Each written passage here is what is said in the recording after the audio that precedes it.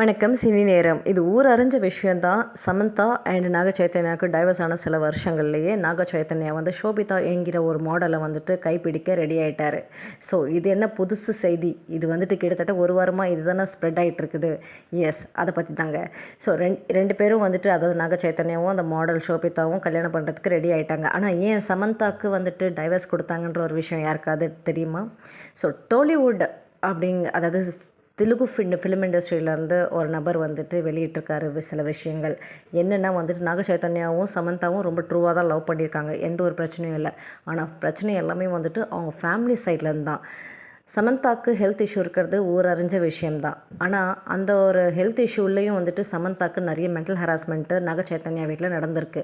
குழந்தை பெற்றுக்கணும் அப்படின்னு சொல்லிட்டு இவங்களும் என்ன பண்ணியிருக்காங்க, அதுக்கு எந்த ஒரு மறுப்பும் தெரிவிக்காமல் நிறைய டாப் ரேட்டட் கைனகாலஜிஸ்ட் எல்லாம் போய் பார்த்துருக்காங்க. எந்த ஒரு கைனகாலஜிஸ்ட், இவங்க பார்த்த கைனகாலஜிஸ்ட் யாருமே உங்களுக்கு குழந்தையே பிறக்காதுன்னு சொல்லலை, உங்களுக்கு குழந்தை பிறக்கிற தன்மை ரொம்ப கம்மியாக இருக்குன்னு தான் சொல்லியிருக்காங்க.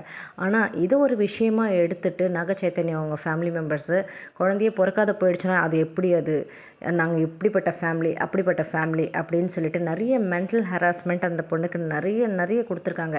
ஸோ இதை தாங்க முடியாமல் தான் சமந்தா அவர்கள் வாய்விட்டு நீங்கள் அதுக்கு டைவர்ஸே கொடுத்துருங்க, இந்த அளவுக்கு நீங்கள் டார்ச்சர் பண்ணுறதுக்கு நான் இந்த ஃபேமிலியிலேருந்து வெளியில் வந்துடுறேன் அப்படின்னு சொல்லிட்டு டைவர்ஸ் வாங்கி வெளியில் வந்துட்டாங்க.